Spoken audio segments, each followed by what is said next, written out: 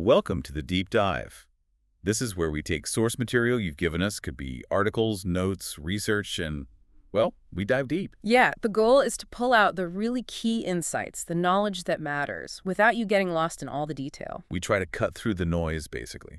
Get you informed efficiently. Think of it as sifting through everything to find those surprising facts, the core ideas, those aha moments. And today, we're diving into just one source, but it's incredibly rich. It's an ancient Buddhist text. That's right. Specifically, it's a story from the commentary on the Dhammapada. It's about a monk, Therakala.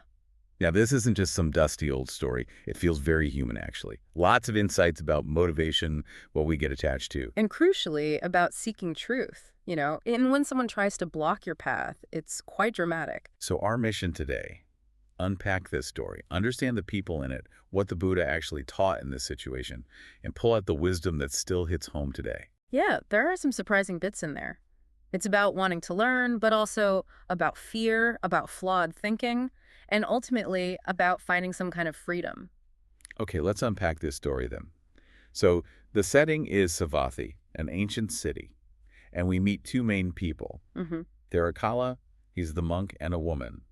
The text says she was a major supporter of his, like a mother even. And that like a mother detail, it's important, I think. It suggests a really close bond, maybe quite emotional. She's providing for him out of real care, real respect. Right. So one day, this woman hears her neighbors chatting. Okay. They just come back from hearing the Buddha teach, and they're just buzzing, saying how amazing the Buddhas are, how sweet the Dharma teaching is. So hearing their excitement. Exactly. It sparks something in her. Suddenly, she has this really strong desire. She wants to hear it, too. She wants that experience. Makes sense. A natural response. So she goes to Therakala, the monk she looks after, and says, Bhante, that's a respectful term for a monk, I really want to go hear the Buddha. Simple enough request, you'd think. You would, absolutely. For a lay supporter to ask a monk that seems standard. But his reaction, according to the text, is immediate.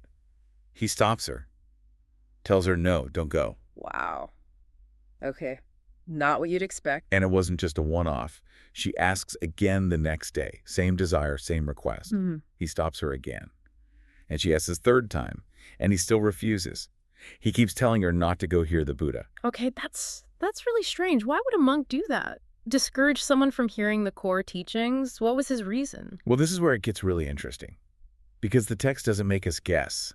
It tells us exactly what he was thinking. Oh, what was it? His thought was, and this is pretty much a direct quote, having heard the Dharma in the presence of the teacher, she will break away from me. She will break away from me. Yes. So it wasn't, oh, she won't understand, or it's not the right time for her, nothing like that. No, it was purely about him, about losing her. Losing her support, her devotion, whatever it was he was getting from the relationship. Exactly. It was fear. Fear for his own benefit, his own comfort, his own sort of status, maybe. That's a really critical point. It shifts everything, doesn't it? His actions weren't about her spiritual well-being at all. They were about protecting his own interests. Yeah, it's a pretty stark look at how attachment works. Even attachment to something that seems positive, like a supporter's respect, Can totally twist your perspective, make you act against the very principles you're supposed to uphold. It's a surprisingly modern-feeling insight from such an old text, I think. The obstacle wasn't her ability, it was his very human fear of loss. Yeah, a real nugget in there. So, despite Therakala blocking her repeatedly, this woman didn't give up. Her desire to hear the Dharma was real. She was determined. Absolutely.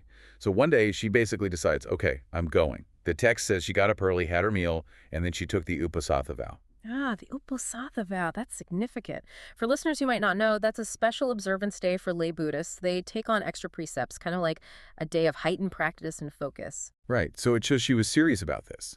This wasn't just a whim. Definitely not. She was committed. So, after taking the vow, she tells her daughter, make sure the monk is looked after properly. And then she heads off to the vihara, the monastery, where the Buddha was teaching. Okay, so she just went. She just went. Now, picture Therakala coming back later. And she's not there. Right. The daughter tells him, Mom went to the vihara to hear the Dharma. Oh, boy. How did he react? The text is quite vivid. It says he was distressed. He felt a burning in his belly. Wow, that physical description again. Yeah, it really conveys the intensity of his reaction and his immediate thought. Now she has broken away from me. Pure anxiety, possessiveness, That burning really drives home how painful that fear was for him. and fueled by that distress, he acts. Impulsively, he rushes off to find the Buddha. Okay, so he follows her there. Gets there, sees her in the crowd, listening, clearly engaged with the teaching. But he's not thinking about her learning something valuable. Not at all. His fear just takes over. He goes right up to the Buddha, in front of everyone, presumably, and says, essentially, this woman, she's, dull. The Pali word is danda. He calls her dull. To the Buddha. Yes. And then claims she does not know subtle Dharma talk.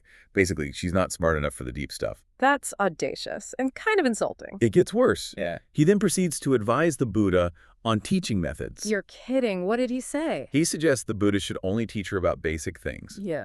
like charity dana or morality sila, foundational stuff. Okay, important. But, he specifies, don't teach her the subtle Dharma talk connected with aggregates, khandas, etc. Ah, the khandas. That's core Buddhist analysis, right? It's the nature of experience, self. Right. That's the path to deeper insight. Exactly. So he's actively trying to limit her learning, keep her away from the really transformative teachings. Still driven by that fear, right? If she gets real insight, maybe she won't need him in the same way. It's incredible. A monk trying to tell the Buddha who's worthy of hearing the full teaching based on his own insecurity. So how does the Buddha handle this? Well, the text says the Buddha knew his disposition.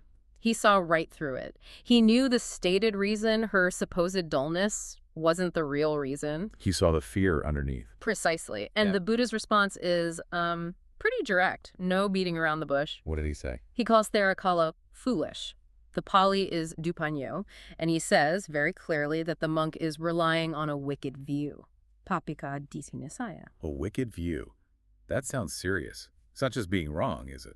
No, it implies a harmful perspective, a view rooted in unskillful states like fear, attachment, selfishness that leads to bad outcomes. Okay, and what else? The Buddha tells him he's rejecting the teaching of the Buddhas, and maybe most powerfully, he says Therakala is trying for his own destruction. His own destruction. Wow. So trying to block her path was actually harming himself. That's the implication. By acting out of fear, by trying to obstruct truth, he's damaging his own potential for spiritual growth. It's self-sabotage. Intense. And then the Buddha delivers the main teaching verse for this whole episode. It starts, Yosasana arata. Okay, what's the gist of it? The core idea is this. A foolish person, someone holding on to a wicked view, who rejects the teachings of the arahants, the enlightened ones who live by the Dharma, that person basically brings about their own downfall, like the thorny bamboo, which bears fruit only to die. Ah, that bamboo metaphor again. Yes, and the commentary really nails it down. It explains that this foolish person, the Demeto Pugalo, rejects the teaching specifically out of fear of loss of respect. Loss of respect. Sakkara. There it is again. Exactly. Itano Sakkara Hanibaina. The commentary explicitly links the rejection, the wicked view, back to that fear of losing the supporter's esteem, her help, her status-giving presence. So, the Buddha and the tradition interpreting him saw that attachment to Sakkara, to that external validation or support, as the root of this wicked view. Precisely. And that bamboo image, it grows, it seems strong with its thorns, but its very fruition leads to its end. Just like clinging to Sakkara can end one's spiritual progress. It's a powerful image of self-destruction fueled by clinging to the wrong things. And to really hammer this point home, the text brings in another verse. Ah, another one. Yeah, a supporting verse. It starts, Falave kadalihanti. It gives more examples of things being destroyed by their own fruit. Like what? Like how fruit kills the banana tree once it fruits, the main stem dies.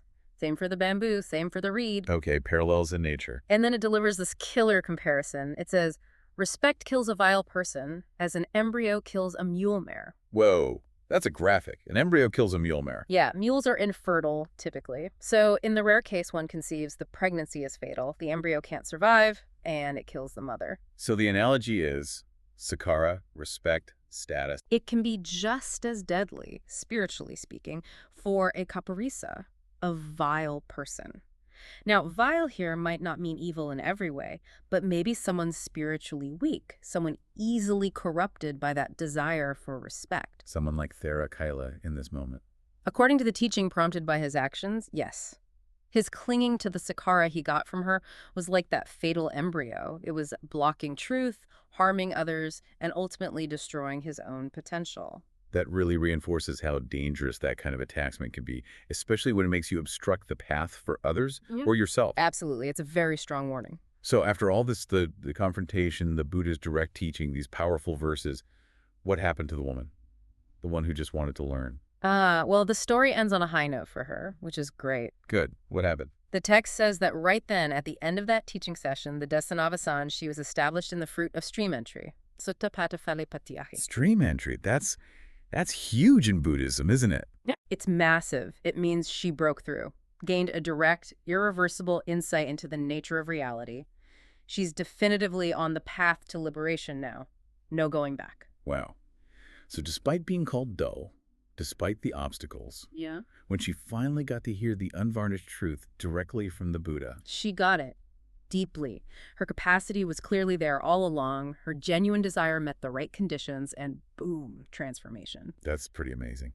And what about the others listening? The text notes that too. It says the teaching was also beneficial, Sataka, for the whole crowd who was there. So this whole interaction, this specific teaching moment, it resonated widely. Yeah, it seems this specific case illuminated some universal truths for everyone present. So let's try to wrap this up. What does this whole journey mean for you, listening now? Well, we saw the woman's simple, strong wish to learn. And the monk's reaction, driven by basically fear of losing her respect for Sakara. Then the Buddha cutting right through that, exposing the flawed view. And finally, the woman achieving this major spiritual milestone. I think it really throws a spotlight on how subtle attachments can be, right? Wanting respect doesn't sound terrible, but look where it led him. Yeah, it led him to actively block someone else's learning and, according to the Buddha, harm himself. And it champions that genuine seeking. Her determination paid off. It shows that when the desire for truth is strong and the conditions are right, understanding can happen fast. It's also a pretty stark warning about holding on to a wicked view, a perspective warped by self-interest, especially fear of loss. It poisons things. Definitely. It stops you and potentially others from accessing something truly liberating. Which really makes you think, doesn't it? And that brings us to our final thought for you to take away from this deep dive. Consider this. How often might a subtle fear, maybe of losing face, losing status, losing someone's approval or respect, quietly shape your views or influence your actions? That's a challenging question. Does that influence push you towards growth, towards openness, towards truth?